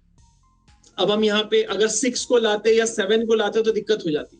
अगर 6 को लाते तो फिर 6 का राइट में सारा लार्जर वैल्यू होना चाहिए था, जबकि 4 उससे स्मॉलर हो जाता, तो वो गड़बड़ हो जाता। तो हम लोग यहाँ पे इसके सक्सेसर में से ये 4 को लेके अगर हम आते हैं यहाँ पे, तो वो उसका इन ऑर्डर सक्सेसर है। तो हम लोग यहाँ पे क्या करेंगे, नेक्स्ट स्टेप में हम यहाँ से इसके इन ऑर्डर सक्सेसर जिसको कहा जा रहा है उसको लेके आएंगे, और उसको जो इन ऑर्डर सक्सेसर जो यहाँ पे 4 था उसको सीधे उसके लीफ नोड से उसको डिलीट कर देंगे। ऐसा करने के बाद आपका जो टेबल बनेगा या जो ट्री बनेगा वो कुछ इस तरीके का होगा, जहां पे कि हम पहले 4 को कॉपी करके लाएंगे 3 की जगह पे, और उसके बाद हम क्या करेंगे, रिप्लेस द, पहले तो गेट किया in order successor of the node, तो गेट करने में आप आइटरेटिवली जाओगे और ढूंढोगे उसको, तो 4 मिल गया आपको। नेक्स्ट आप क्या करोगे, 4 के वैल्यू को 3 में रिप्लेस करोगे, रिप्लेस कर दिया यहाँ पे, और उसके बाद remove the successor from original position. तो जहां पे आपका 4 था वहां से उसको हटा दो। तो जैसे ही उसको हटा दोगे तो अगर आप देखो तो यहाँ पे अब जो ट्री आपके पास बचा वो अभी भी बाइनरी सर्च ट्री के रूल्स को फॉलो कर रहा है, और वहां पे कहीं भी किसी तरह का कोई वायलेशन नहीं हुआ है। ठीक है, तो ये हमारा डिलीशन है। डिलीशन का लॉजिक थोड़ा सा डिफरेंट है, क्योंकि इसमें डिफरेंट केसेस हैं। डिफरेंट केसेस इसलिए हैं क्योंकि हमारे पास नंबर ऑफ चाइल्ड नोड्स की यहाँ पे बात आ जाती है कि हमारे पास या तो हमारा जिस आइटम को हम डिलीट करते हैं उसका कोई चाइल्ड नहीं होगा, हो सकता है उसका एक चाइल्ड होगा, या हो सकता है उसके 2 चाइल्ड्स होंगे। तो तीनों के अलग अलग केसेस के लिए हम लोगों ने यहाँ पे ये 3 अलग अलग सिचुएशंस को देखा और उनको अलग अलग तरीके से हैंडल किया। तो अगला ट्री जो हमारा है that is called an AVL tree. ये एवीएल ट्री का नाम ऐसा कोई शॉर्ट फॉर्म फुल फॉर्म ऐसा कुछ है नहीं इसका नाम से, जिन लोगों ने इसको बनाया था उन्होंने अपने नाम पे इसको डाल दिया। तो इसको 2 लोगों ने मिलकर बनाया था, एक का नाम था ग्रेगरी एडल्सन वेल्स्की और दूसरे का नाम था लैंडिस। तो ये 2 लोगों ने मिलकर बनाया था। तो जो ग्रेगरी एडल्सन वेल्स्की भाई साहब थे उन्होंने अपना नाम का एवी डाल दिया और दूसरे भाई साहब ने अपने नाम का एल डाल दिया, तो ये बन गया एवीएल। ऐसा ही कुछ आप लोग जब एन्क्रिप्शन के बारे में पढ़ोगे तो आप लोग वहां पे एन्क्रिप्शन जब पढ़ोगे तो वहां पे एक एन्क्रिप्शन होता है जिसका नाम है RSA। तो RSA एन्क्रिप्शन जो है वो भी उसके 3 जो इन्वेंटर्स थे उन्होंने अपने नाम के ऊपर रख दिया। एक का नाम था रिवेस्ट, एक का नाम था शमीर, एक का नाम था एडलमैन। तो तीनों ने मतलब नाम में आगे पीछे और भी था, लेकिन उन्होंने अपने अपने नाम का एक वर्ड का कैरेक्टर डाल दिया तो बन गया। तो ऐसे ही बहुत सारे नाम आ जाते हैं, बाद में उतना ज्यादा दिमाग लगा के सोचने की जरूरत नहीं है हमेशा। तो वो इन्होंने अपना नाम डाल के बना लिया। तो बस यही नाम है एवीएल ट्री का, और कोई खास कुछ इसमें है नहीं। एवीएल ट्री होता क्या है, तो एवीएल ट्री का हम लोग ना एक बेसिक प्रॉपर्टी या इसका जो बेसिक डेफिनेशन कह लो, कुछ भी कह लो इसको, मतलब वो उसको थोड़ा सा नोट कर लें या आप बता दें कि एवीएल ट्री क्या होता है। तो एवीएल ट्री को कहते हैं ना, it is a self balancing tree कहते हैं इसको, self balancing tree, self balancing binary search tree, self balancing binary search tree कहा जाता है इसको, जहां पे कि where each node maintains an extra information called balancing factor, ठीक है, balancing factor which can be -1, 0 और +1, ठीक है। अब ये बैलेंसिंग फैक्टर करके एक वैल्यू होता है जो ये लोग अपने पास स्टोर करके रखते हैं, अपार्ट फ्रॉम वो जो लेफ्ट राइट और डेटा के अलावा ये रखा जाता है। ये बैलेंसिंग फैक्टर क्या होता है? तो बैलेंसिंग फैक्टर या बैलेंस फैक्टर जो होता है किसी भी मतलब नोड का एक एवीएल ट्री में, वो उसका लेफ्ट सब ट्री और राइट सब ट्री, उस नोड का लेफ्ट और राइट सब ट्री का जो हाइट होता है ना, उसके हाइट का डिफरेंस होता है। तो किसी भी एक पॉइंट पे अगर किसी नोड को लेते हो तो उसका लेफ्ट सब ट्री का हाइट, राइट सब ट्री का हाइट, दोनों का जो डिफरेंस होता है वो होता है। तो अगर हम लोग बैलेंसिंग फैक्टर को यहाँ लिखें कि बैलेंसिंग फैक्टर क्या होता है, तो आपका भैया बैलेंस फैक्टर क्या होता है, तो balance factor is equal to तुम्हारा height of left subtree minus height of right subtree, या इसका उल्टा भी हो सकता है, राइट और लेफ्ट का मतलब ये भी हो सकता है। ये अगर हम लोग ऐसे देखें, ये कहा जाता है कि height of left sub tree minus height of right sub tree, और height of right sub tree minus left sub tree, दोनों में से कोई एक इसका बैलेंस फैक्टर होता है। जैसा तुम्हारे स्टैंडर्ड्स में, मतलब जिस तरह का तुम यूज करना चाहते हो अपने स्ट्रक्चर में, वो कर सकते हो, इधर लेफ्ट माइनस राइट करो या राइट माइनस लेफ्ट करो। तो यहाँ पे जो होता है ना, ये हमेशा क्या होता है, इधर इसका वैल्यू जो होता है मतलब इसका वैल्यू तो हाइट वैसे तो ज्यादा कम हो भी सकता है। मान लो कि अगर एक साइड का हाइट 4 है, एक साइड का हाइट 1 है, तो 4 - 1 करोगे तो तुम्हारा 3 हो जाएगा। तो अगर वैसा हो गया तो वो एवीएल ट्री नहीं है। एवीएल ट्री का प्रॉपर्टी है कि लेफ्ट सब ट्री और राइट सब ट्री किसी भी नोड का आइदर -1 होना चाहिए, 0 होना चाहिए या +1 होना चाहिए। यानी तुम्हारा left sub tree right sub tree से हाइट में एक लेवल कम हो सकता है, एक लेवल ज्यादा हो सकता है, या सेम हो सकता है, उससे ज्यादा नहीं हो सकता। मतलब 1 लेवल से ज्यादा दोनों के बीच का हाइट में डिफरेंस नहीं हो सकता। तो एक छोटा सा एग्जांपल हम लोग यहाँ पे एक इलस्ट्रेशन से देखते हैं। ये है हमारा एक एवीएल ट्री का एक छोटा सा इलस्ट्रेशन, जहाँ पे कि इसके साथ जो नॉर्मल हमारा ट्री होता है बाइनरी सर्च ट्री का, जहाँ पे कि आप पॉसिबिलिटी क्या होती है कि आपका रूट से लेफ्ट में सारे lesser values of the root, root से राइट में सारे greater values of the root, वो फॉलो है। बाइनरी सर्च ट्री है, इसका मतलब है 2 से ज्यादा नोड नहीं हो सकते। बाइनरी सर्च ट्री है, इसका मतलब वो जो लेस देन ग्रेटर देन वाला वो पॉसिबिलिटी है। बस इसमें हर नोड में एक एक्स्ट्रा इंफॉर्मेशन और ऐड हो जाती है, जिसको कहते हैं बैलेंस फैक्टर, बैलेंस फैक्टर या बैलेंसिंग फैक्टर। वो बैलेंसिंग फैक्टर क्या होता है हर नोड के लिए, उसके लेफ्ट सब ट्री का हाइट और राइट सब ट्री के हाइट का डिफरेंस। तो यहाँ पे अगर तुम देखो, इसमें रूट में ये बैलेंस फैक्टर 1 लिखा हुआ है, कैसे आया? तो इसका हाइट कैसे निकलता है? हाँ, इसमें कैसे है 1 2 3, तो लेफ्ट सब ट्री का हाइट कितना हो गया 3, राइट सब ट्री का हाइट कितना हो गया 1 2, तो 3 - 2 कितना हो गया 1।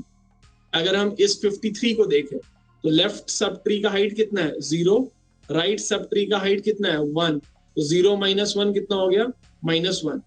यहाँ पे इसका left sub tree 0, right sub tree 0, 0 - 0 0। 9 को देखो, 9 का लेफ्ट सब ट्री का हाइट कितना है 1, राइट सब ट्री का हाइट कितना है 2, 1 - 2 -1। फिर यहाँ पे आ जाओ, इधर तो इसका कुछ नहीं है 0 हो गया। यहाँ पे आ गया लेफ्ट सब ट्री का हाइट कितना है 1, राइट सब ट्री का कितना है 0, तो 1 - 0 कितना हो गया 1। तो ये तुम्हारा इसका बैलेंसिंग फैक्टर होता है, जो कि हम लोगों को देखना पड़ता है। ठीक है, अब यहाँ पे जो ये बैलेंस फैक्टर जो होता है ना, इसको मेंटेन रखना पड़ता है, क्योंकि अगर तुम एक तरफ से चीजों को डिलीट करते चले जाओ या कुछ करो तो वहां पे थोड़ी सी प्रॉब्लम आती है। तो उसके लिए ना इसमें एक तरह का मतलब ऑपरेशन होता है, जो नॉर्मल इंसर्शन डिलीशन वो सब तो इसमें तुम्हारा रहेगा ही, लेकिन एक इसमें और चीज हम लोग चेक करते हैं, एक और तरह के ऑपरेशन को हम लोग इसमें देखते हैं, जिसको कहा जाता है रोटेशन। ठीक है, जो एवीएल ट्री में होता है। एवीएल ट्री में जो रोटेशन होता है, ये इनफैक्ट आगे भी हम लोग एक और ट्री है उसमें भी हम लोग देखेंगे, शायद रेड ब्लैक ट्री में भी होता ही है, रेड ब्लैक ट्री या बी ट्री में भी शायद होता है, बी ट्री में नहीं होता, रेड ब्लैक ट्री में होता है। तो यहाँ पे ये ना रोटेशन क्या होता है, रोटेशन हमारे पास ना दो तरह का होता है। तो अगर हम लोग यहाँ पे देखें रोटेशन ऑफ एवीएल ट्री, कई बार हम लोगों को इसके हाइट को मेंटेन रखने के लिए and keeping all the rules into place, हम लोगों को यहाँ पे कई बार क्या करना पड़ता है ना, ट्री को रोटेट करना पड़ता है। अब ट्री को जब हम रोटेट करते हैं तो इसको ट्री को दो तरह से हम रोटेट कर सकते हैं। पहला तो हम लोग इसको कर सकते हैं लेफ्ट रोटेट। तो यहाँ पे मैं इस पर्टिकुलर ट्री का नहीं, एक दूसरा एग्जांपल दूंगा आपको, जहाँ पे ये लेफ्ट रोटेट कर रहे हैं। या एक हम लोग इसको कर सकते हैं राइट रोटेट। तो लेफ्ट रोटेट और राइट रोटेट हमारे पास दो रोटेशन हैं जो पॉसिबल है हमारे पास। जब हमें लेफ्ट रोटेट करना पड़ता है तो मान लो हमारे पास ये एक ट्री है जो कि हमारा इनिशियल ट्री है, ये हमारा एक इनिशियल ट्री है, और इसे अगर हमें रोटेट करना है, ठीक है, तो सबसे पहले हम लोग क्या करते हैं, यहाँ पे हमारे पास एक रूट है पी, उसका एक हमारे पास चाइल्ड है, मतलब हमारे पास ये एक्स और वाई दो है, और इसके पास हमारा ये मतलब ये हमारा एक ट्री है जिसको हम लोगों को रोटेट करना है लेफ्ट में। तो लेफ्ट में जब हम लोग इसको रोटेट करना होता है तो हम लोग यहाँ पे सबसे पहले देख रहे हैं कि अगर हमारे पास वाई जो है, वाई का अगर हमारे पास लेफ्ट सब ट्री है तो हम क्या करेंगे कि यहाँ पे उसको असाइन कर देंगे वाई का हमारे पास यहाँ पे वाई का हमारे पास लेफ्ट सब ट्री है। तो if Y has the left सब ट्री देन असाइन करेंगे हम एक्स को as the parent of the left sub tree of.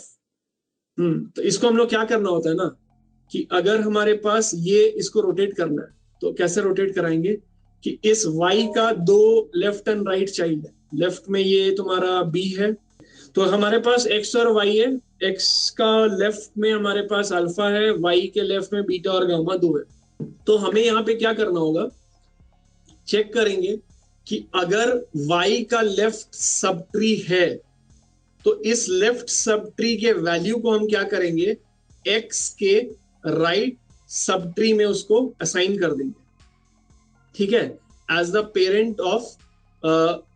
यहाँ पे हम लोग उसको फिर बी जो बीटा है उसको हम x के राइट सब ट्री में उसको असाइन कर देंगे। और जब हम ये असाइनमेंट करेंगे, असाइन करेंगे इस चीज को, तो हमारा जो नेक्स्ट स्टेप आएगा या नेक्स्ट जो हमारा पेज होगा इसका, वो कुछ इस तरीके का दिखेगा, जहां पे कि हम लोग क्या करेंगे कि जो बीटा था जो हमारे y का पहले लेफ्ट था, अब वो x का क्या बन गया, राइट। इसके बाद हम चेक करेंगे कि if the parent of x is null, अगर हमारे x का पेरेंट अगर नल होता तो हम क्या करते, y को रूट बना देते, y को घुमा के उसका रूट बना देते, लेकिन ऐसा नहीं है। एल्स में हम लोग चेक करते हैं कि अगर x का कोई लेफ्ट नोड है, x का कोई अगर लेफ्ट नोड है तो हम क्या करेंगे, जो हमारा p है, जो हमारा अभी का है, उसे हम क्या करेंगे, y का लेफ्ट चाइल्ड। थोड़ा सा कंफ्यूजिंग है, मैं भी इसको देख रहा हूं तो इतना ऑड इसका बनाया हुआ है तो ये थोड़ा सा कंफ्यूजिंग है। Let us just put all the illustrations first और उसके बाद हम लोग उसका एनालाइज करते हैं, ठीक है। ये थर्ड स्टेप है हमारा, थर्ड स्टेप ये है, और उसके बाद राइट में हम लोग इसको करेंगे, तब हम लोग को ज्यादा बेटर समझ में आएगा। चारों स्टेप्स को अगर हम लोग एक साथ देखें then we look at the rules. तो पहले तो इसको हटाते हैं यहाँ से, राइट। तो सबसे पहले हमारे पास ये हमारा existing initial root, initial tree है। सबसे पहले हम लोगों को क्या कह रहा है कि इसका जो रूल कह रहा है वो ये कह रहा है कि अगर तुम्हारे पास इस y का लेफ्ट नोड है या लेफ्ट चाइल्ड है तो उसे x के राइट चाइल्ड में डाल दो, डाल दिया यहाँ पे। नेक्स्ट वो कह रहा है कि अगर आपके x का कोई पेरेंट अगर नल है, if parent of x is null, तो उस केस में y को उसका पेरेंट बना दो, y को उसका, या सॉरी गामा को उसका पेरेंट बना दो। तो वो तो हमारे केस में नहीं है, हमारे पास x का पेरेंट है, बिल्कुल है। तो उसके बाद फिर कह रहा है अगर ऐसा नहीं है, उस केस में क्या करो, x का left child, if x is the left child of p, अगर x is the left child of p, make y as the left child of p। ऐसा भी हमारे पास नहीं है, x is the left child of p, तो x हमारे left child of p में नहीं है, वो तो इकलौता चाइल्ड ही है। Make y as the left child of p, ये भी हमारा सेटिस्फाई नहीं हो रहा है। देन कह रहा है कि else assign y as the right child of p, तो तब हम लोगों को क्या करना होगा कि इस y को हम लोगों को इस p का राइट चाइल्ड बना देना होगा। तो उस केस में ये p को इसने y के साथ कर लिया, तो अगर p को y के साथ जोड़ा तो यहाँ पे x आपका ऑर्फन हो गया, ठीक है, x आपका ऑर्फन हो गया, ये स्टेप आ गया। और उसके बाद फिर लास्ट स्टेप में कहता है make y as the parent of x, तो y को पेरेंट ऑफ x बना दिया, तो फिर ये आपका लेफ्ट की तरफ रोटेट हुआ, यानी x को हमने रोटेट कर दिया लेफ्ट में, where alpha became the left of x, beta became the right of x, y became the parent of x and gamma became the child of y, और ये पेरेंट आपका पेरेंट ही रह गया। थोड़ा सा कंफ्यूजिंग है यहाँ पे ये, लेकिन ये स्टेप्स मुझे लग रहे हैं कि यहाँ पे अगर हम लोग उन लॉजिक्स को ना पढ़ के अगर ये वाले को थोड़ा सा देख ले, एंड इसको अगर हम लोग देखें तो इस तरीके से हम लोगों को ये करना होगा, वेयर इट इज कंसिडर्ड कि alpha is lesser then beta is lesser than gamma, तो वो लॉजिक को यहाँ पे फॉलो किया गया। तो अगर हमारे पास इस स्टेज में भी हम देखें तो अल्फा इज द स्मॉलेस्ट, उसके बाद ये कंसिडर्ड है कि x से अल्फा छोटा है, x से y बड़ा है, y में से बीटा छोटा है, y से गामा बड़ा है, ऐसा हम लोगों का यहाँ पे था। अब लास्टली हम लोग ये देख लेते हैं कि क्या हुआ। तो y इज ग्रेटर देन, अभी भी हमारा y से गामा इज लार्जर, y से x इज स्मॉलर, जो पहले भी केस था, एंड x से छोटा था अल्फा और x से बड़ा था बीटा, और y से छोटा था बीटा। हाँ, ये पहले भी वही केस था, अभी भी वही केस है, लेकिन ये अब इसका रिप्रेजेंटेशन चेंज हो गया है, लेकिन ये रोटेट हो गया, ठीक है। तो ये रोटेशन आपका इस तरीके से होगा, लेफ्ट रोटेट का। Similarly I just try to put down the right rotation as well, not sure if I would be able to explain that very well given the complexity, but I guess आप लोगों को थोड़ा सा उसको 2-3 बार देखना पड़ेगा अपनी तरफ से। ओके, ये हमारा राइट रोटेट के लिए फर्स्ट स्टेप पहले हम लोग यहाँ पे डालते हैं, which is the last position of हमारा पिछला वाला स्टेट। उसके बाद हम लोगों को क्या करना है, ये लेना है, मैं एक बार सारे स्टेप्स को पहले यहाँ डाल दे रहा हूँ, then we will go through the rules that have been written, और उसके बाद फिर हम लोग उसको एनालाइज कर लेंगे।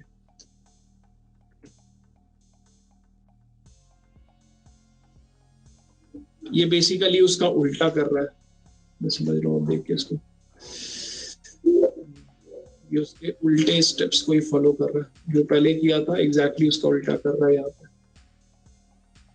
ऑलराइट, तो ये हमारा फर्स्ट स्टेप है, यानी यहाँ पे भी हमारे पास p is the root, y को हम लोग, ये p का चाइल्ड है y से ग्रेटर है, ओके, यहाँ पे y से ग्रेटर इसको अल्फा को माना गया है, y से ग्रेटर अल्फा को माना गया है, y से स्मॉलर x को माना गया है, x से स्मॉलर इज गामा, और x से लार्जर इज बीटा, इसको माना गया, इसको थोड़ा सा उल्टा कर दिया गया। अब यहाँ पे इसको क्या कह रहा है कि फर्स्ट स्टेप में इसको कैसे रोटेट किया जाए, और जो स्टेप आएगा वो आपका लास्ट भी यही लॉजिक को फॉलो होना चाहिए, यानी स्मॉलर और ग्रेटर वाला लॉजिक यहाँ पे भी फॉलो होना चाहिए, बट ये रोटेट हो जाना चाहिए राइट में, यानी ये जो x और y था वो रोटेट हो जाना चाहिए इस तरीके से। तो ये पहले क्या कर रहा है कि if x has a right सब tree, if x has a right सब ट्री, जो हम लोग पहले देख रहे थे कि y हैज द लेफ्ट सब ट्री, अब वहां पे हो गया x हैज द लेफ्ट सब ट्री। यहाँ पे देखा अगर है तो make that as the left sub tree of y। जो पिछली बार हमने x के साथ किया था वो किया, सब उल्टा हो रहा है। पिछली बार हमने इसको चेक किया था, इसके लेफ्ट सब ट्री को अगर था तो x के राइट में जोड़ दिया था। अब वही किया कि x के राइट में अगर डेटा है, अगर वो चाइल्ड है तो उसको y के लेफ्ट में डाल दिया। यहाँ तक हो गया, ये आपका ऑर्फन बन गया। देन फिर वही वाला सारा चक्कर है कि चेक करेंगे कि if parent of y is null तो make x as parent of y is अगर नल होता तो make x as the root of the tree. ऐसा नहीं है, नल नहीं है ये। एल्स चेक करेंगे if y is the right child of its parent, if y is the right child of its parent तो of parent p make x as the right child, तो वो भी नहीं है। Else assign x as the left child of p, तो यहाँ पे इसको p को के लेफ्ट चाइल्ड में उसको असाइन कर दिया गया है और ये आपका क्या बन गया, ये अभी ऑर्फन बन गया। अब ये जब ऑर्फन हो गया यहाँ से, तो अब इसको मैनेज करने के लिए क्या किया गया है कि make x as the parent of y। तो अब x को y का पेरेंट बना दिया गया। ये बिल्कुल इसी का उल्टा स्टेप्स को परफॉर्म किया है और इसी को ये क्या किया है कि इसको राइट में इसको रोटेट कर रहा है। ओके ठीक है, आई एम प्रीटी श्योर कि इसमें थोड़ी सी कंफ्यूजन आपको रह जाएगी, but I would suggest is कि आप ये इलस्ट्रेशंस को प्लस कपल्ड विद जो इसके रूल्स हैं उन रूल्स को एक बार आप फॉलो करना और इस इलस्ट्रेशन के साथ उसको मैप करके एक बार उसको ट्राई करना समझने की। आई बिलीव कि उसमें थोड़ी क्लैरिटी आपको आ जाएगी। इट इज क्वाइट पॉसिबल कि just looking at this illustration और just looking at the rules that have been defined for left and right rotate, it might not be very clear, and it might not be very clear even at the first time or maybe twice as well. तो आप इसको 2-3 बार अगर इसको देखोगे, अगर आप इसको अलग अलग एग्जाम्पल्स के थ्रू देखोगे तो आई एम प्रीटी श्योर थोड़ी क्लैरिटी इसमें आ जाएगी। I am just leaving this in here just to not compound the confusions any further. I'm just leaving it as is here. I'm just moving on to the next tree. Which I believe is the B tree. तो वो B tree क्या होता है उसको हम लोग एक बार go through कर लें, B tree and चलिए नेक्स्ट में आज के ऐसे तो लास्ट टॉपिक है बट एक रेड ब्लैक ट्री भी मैं ट्राई करूंगा लास्ट में आप लोगों को थोड़ा समझाने की। बी ट्री के बारे में किसी ने मतलब हमारा ये तो टॉपिक ही है, तो बी ट्री का एक छोटा सा पहले मैं इलस्ट्रेशन दिखा देता हूँ। और ये थोड़ा सा विचित्र तरह का एक ट्री है, विचित्र तो नहीं कहूंगा, है एक ट्री। और ये मतलब इनफैक्ट ये यूजेबल ट्री सबसे ज्यादा यही है, मतलब हमारे डेटाबेसेस में इसी का इस्तेमाल किया जाता है। इसमें अब क्या होता है ना कि ये अब हमारा जो बाइनरी ट्री वाला जो लॉजिक था ना वो यहाँ से थोड़ा सा गड़बड़ा जाता है। ये बाइनरी ट्री अब नहीं रहा, क्योंकि इसमें अगर आप देखो तो इसमें एक चीज तो ये है कि इसमें 2 से ज्यादा भी नंबर ऑफ नोड्स हो सकते हैं आपके एक रूट के, या एक नोड के मोर देन 2 चिल्ड्रन भी हो सकते हैं।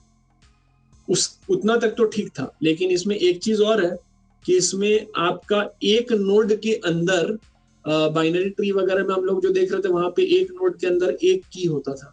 यहाँ पे आपके पास एक नोड में एक से ज्यादा कीज भी हो सकते हैं, तो आपके पास एक से ज्यादा कीज भी हो सकते हैं। लेकिन ये बाइनरी ट्री नहीं है, लेकिन ये इसको हम लोग ना कह सकते हैं सेल्फ बैलेंसिंग सर्च ट्री कहा जाता है। सेल्फ बैलेंसिंग सर्च ट्री कहने का मतलब है ये बाइनरी सर्च ट्री नहीं कहें, क्योंकि बाइनरी सर्च ट्री का तो पहला ही लॉजिक ये है कि 2 से ज्यादा चिल्ड्रन नहीं हो सकता, तो वो यहाँ फेल हो जाता है।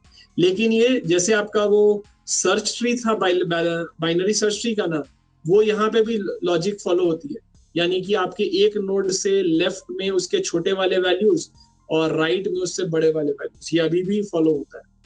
यहाँ पे थोड़ा सा प्रॉब्लम क्या हो जाता है कि क्योंकि आपके पास एक पर्टिकुलर नोड जो है उसमें एक से ज्यादा वैल्यूज भी हो सकती है। यहाँ तो जैसे 2 दिया हुआ है, 2 से ज्यादा भी हो सकता है, 3 भी हो सकता है यहाँ पे। तो यहाँ पे हम लोगों के पास ना थोड़ा सा वो कंडीशन चेक मतलब हम लोगों का अलग हो जाता है।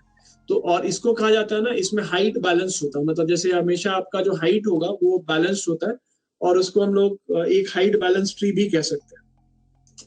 तो अगर हम लोग इसको बाइनरी ट्री की बात करें ना, तो बाइनरी ट्री की जरूरत क्यों पड़ती है, सॉरी बी ट्री की जरूरत क्यों पड़ती है? तो बी ट्री की जरूरत होती है जब आपको किसी फिजिकल स्टोरेज जैसे कि हार्ड डिस्क वगैरह से अगर आपको डेटा एक्सेस करना है तो उनमें एक्सेस करने के लिए ना आपके पास नंबर ऑफ जो आपके ट्रैक्स या सेक्टर्स होते हैं या उनका जो मैपिंग होता है जो आपके डायरेक्टरी स्ट्रक्चर में, वो बहुत ह्यूज होता है। और उसको मैनेज करके रखना और बहुत जल्दी जल्दी उसको एक्सेस करने में ना, अगर हम लोग एक कन्वेंशनल डेटा स्ट्रक्चर का यूज करते हैं which is like a binary tree या इस तरह का या लिंक लिस्ट, तो फिर वहां पे एक्सेसिबिलिटी ना बहुत ज्यादा प्रॉब्लम क्रिएट करता है।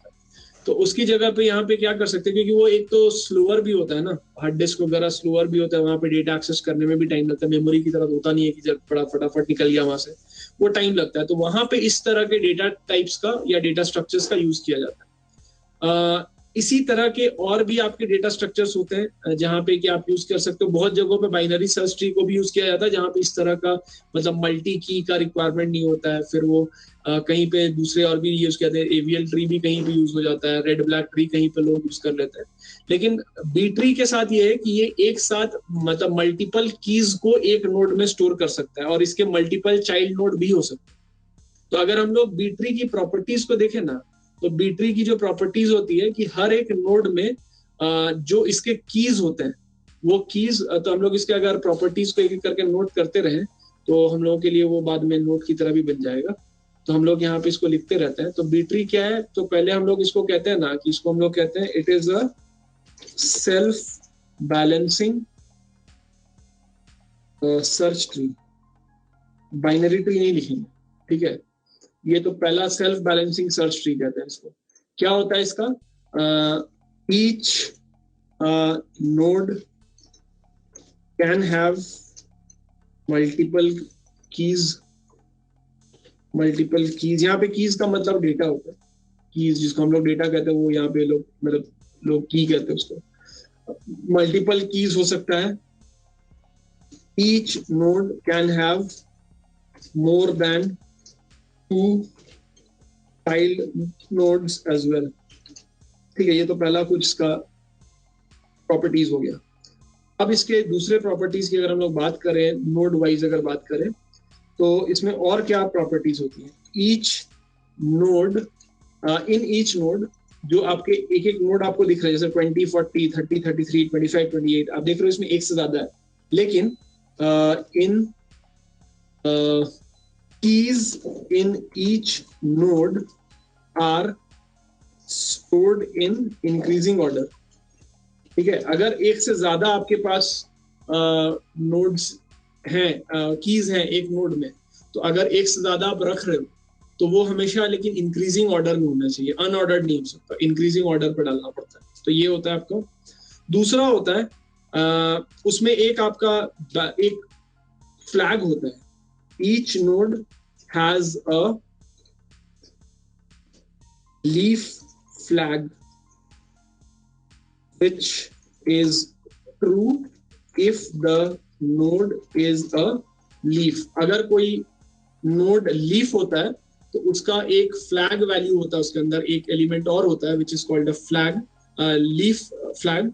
वो लीफ फ्लैग क्या होता है, वो ट्रू होता है अगर आपके नोड में अगर आपका node is a leaf node. तो जैसे ये सारे आपको जो नीचे वाले दिख रहे हैं ये सब लीफ नोड्स हैं, तो ये सारे लीफ नोड्स हैं, तो इनका जो लीफ फ्लैग होगा वो ट्रू होगा। जबकि ये सब आपके ऊपर वाले दिख रहे हैं ये सब लीफ नोड्स नहीं है, तो इनका जो लीफ फ्लैग होगा वो क्या रहेगा, फॉल्स रहेगा। ये एक होता है। उसके बाद होता है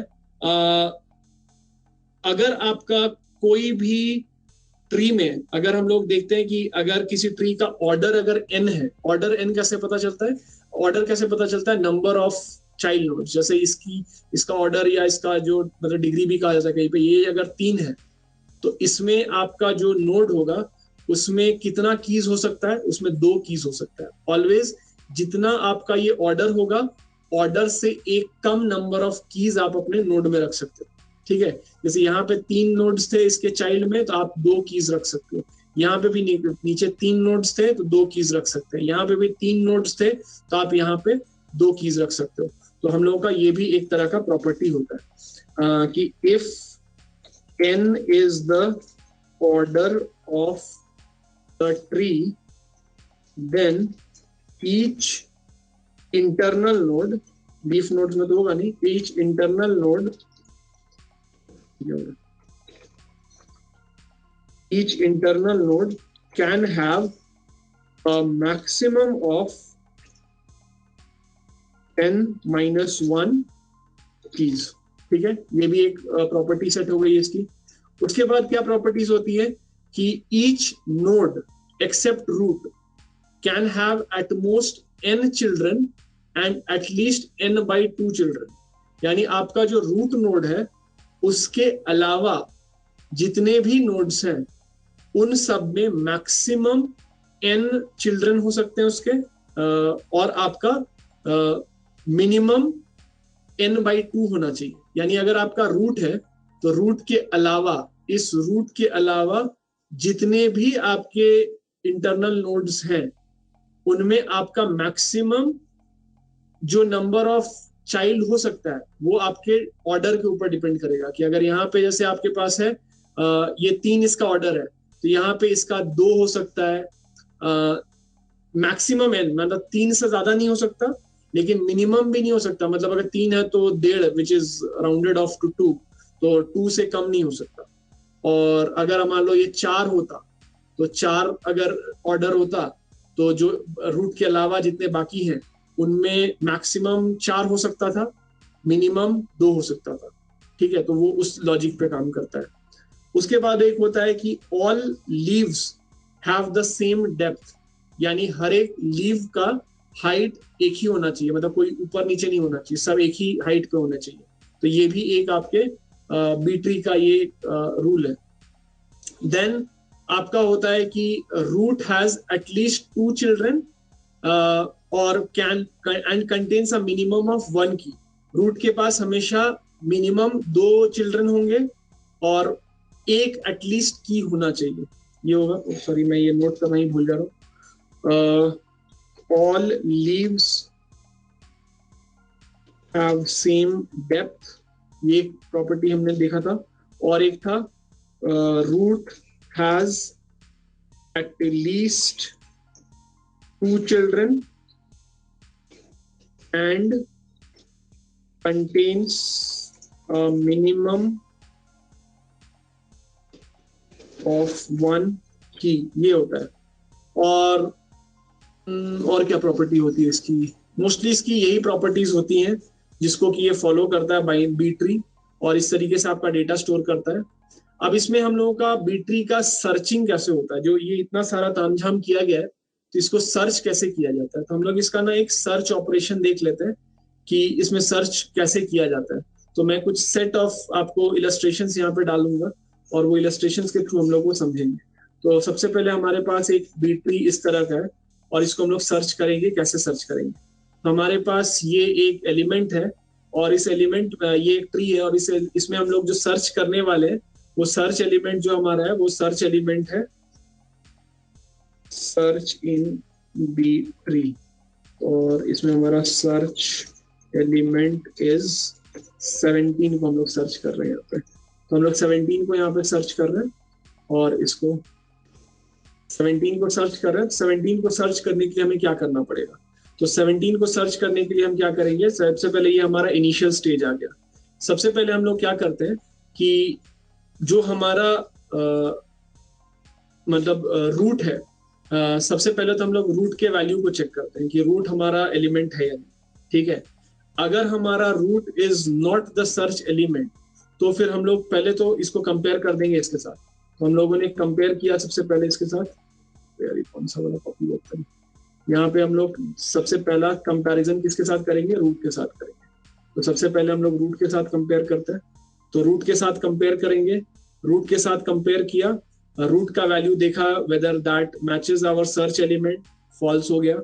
फॉल्स अगर हो गया तो उसके बाद चेक करेंगे क्या हमारा search element is lesser than root या ग्रेटर देन रूट, क्योंकि ये सर्च बाइनरी मतलब सर्च ट्री का लॉजिक फॉलो करता है। तो लेफ्ट में छोटा राइट में बड़ा वाला लॉजिक अभी भी एप्लीकेबल होगा। तो हम लोग देखते हैं कि 17 इज ग्रेटर देन 11, तो यानी हमें इसके राइट सब ट्री में ढूंढना है। ठीक है, अब राइट सब ट्री में जब हमें ढूंढना है तो हमारे लिए ये बन जाता है, ये नेक्स्ट स्टेप हमारा ये बन जाता है जहाँ पे कि ये हमारा ट्री है जिसको हमें सर्च करना है। ये ट्री हमारा जो है ये हमारा राइट सब ट्री जो है इसको हमें सर्च करना है, यानी इस राइट पार्ट में जहाँ पे कि ये डॉटेड लाइंस दिखाया गया इस पार्ट में हमें इसको सर्च करना है। तो हम इस पे सर्च करेंगे। अब इस पे जब हम सर्च करेंगे और अगले वाले पे आएंगे, अब यहाँ पे बाइनरी सर्च ट्री की तरह ही अभी तक तो हम लोग चल रहे हैं, लेकिन अब अगला स्टेप में ना कहानी बदल जाएगा। कहानी ये बदलेगा कि अब हमारे पास प्रॉब्लम यह है कि अगला जो रूट है ना, वो अपने आप में दो नोड को या दो कीज को स्टोर किए हुए, तब आप किसके साथ मैच कराइए? ठीक है, तब आपके पास यहाँ पे प्रॉब्लम आएगी। तो अब हम लोग क्या करते हैं कि अब हमारे पास यहाँ एक वैल्यू तो है नहीं कि जिसके साथ मैच करा लिया तो सर्च सक्सेस, नहीं मैच कराया तो लेस देन ग्रेटर देन, तो ये तो नहीं कर सकते। तब हम क्या करेंगे कि सबसे पहले हम मैच कराएंगे इसको 16 के साथ, देखेंगे क्या 16 के साथ मैच किया, नहीं, इसका मतलब है सर्च फेल है अभी भी।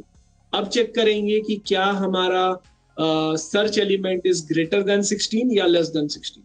तो ग्रेटर देन 16 है, तो लेस देन वाला यानी ये जो 15 साइड वाला लेफ्ट सब ट्री, ये तो आउट हो गया क्वेश्चन से। अब हम लोग क्या करेंगे कि इसको कंपेयर करेंगे, क्योंकि यहाँ पे दो कीज हैं, पहले की के साथ तो मैच नहीं किया और पहले की के साथ मैच नहीं किया और उसके लेसर भी नहीं है। तो उसका अगर वो लेसर नहीं है तो यानी उसके लेफ्ट में भी नहीं जाएगा।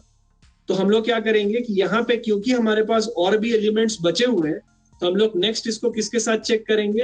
हम चेक करेंगे इसको 18 के साथ। ठीक है, तो हम इसको 18 के साथ चेक करेंगे। तो अगला स्टेप मैं यहाँ नीचे लिखा हूं, अगला स्टेप मैं यहाँ पे कर रहा हूँ।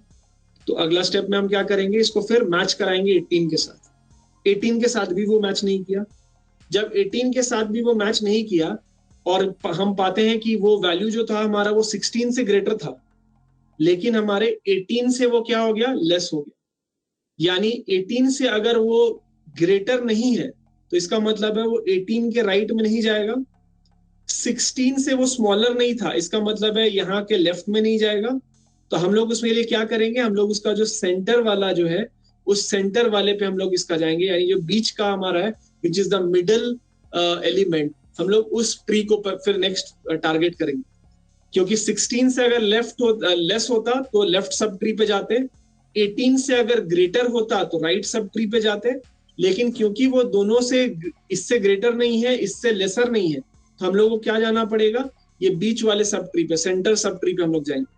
सेंटर सब ट्री पे जब हम लोग जाएंगे तो हम लोग फिर नेक्स्ट स्टेप में हमारा सेंटर सब ट्री पे जब हम चलेंगे, हम लोग वहां पे इस तरह से उसको, नेक्स्ट सब ट्री हमारा कौन हो जाएगा, वो 17। और जब हम 17 पे पहुंचेंगे तो वहां पे एक ही की है, वो जब हम मैच कराएंगे अपने सर्च एलिमेंट के साथ वो मैच कर जाएगा, और जब वो मैच कर जाएगा तो हमारा सर्च वहां पे सक्सेस हो जाएगा। तो इसको अगर आप इसकी यूजेज को देखोगे ना, तो ये काफी हद तक वैसे ही काम करता है जैसे हमारा बाइनरी सर्च ट्री काम करता है, एग्जैक्टली वैसे ही काम करता है, कोई अलग नहीं। लेकिन डिफरेंस यहाँ पे कहाँ आ जाती है, जब आपके पास एक सब ट्री के रूप में एक से ज्यादा होता है, और जब वो एक से ज्यादा होते हैं तो आप ये देखो कि यहाँ पे आपके पास अगर उससे लेस हुआ तो आपका लेफ्ट सब ट्री पे जाएगा, फर्स्ट एलिमेंट से अगर कम हुआ तो left sub tree, second element से अगर ग्रेटर हुआ या राइट मोस्ट एलिमेंट से अगर ग्रेटर हुआ तो राइट सब ट्री, अगर दोनों के बीच में रह गया तो आपको मिडल सब ट्री, तो वहां पे चला जाना पड़ेगा। फिर इसके आगे अगर या तो मैच करेगा या तो नहीं मैच करेगा। यहाँ भी मैच नहीं करता, इसका मतलब है कि आपके इस पूरे टेबल में वो कहीं पे नहीं, क्योंकि ये अरेंज इस तरीके से है कि अगर यहाँ पे नहीं है तो और कोई पॉसिबल वैल्यू नहीं है जहां से वो मैच कर सकते। ठीक है, चलिए आज का सेशन हमारा थोड़ा सा लंबा हो गया, तो I just conclude this session over here.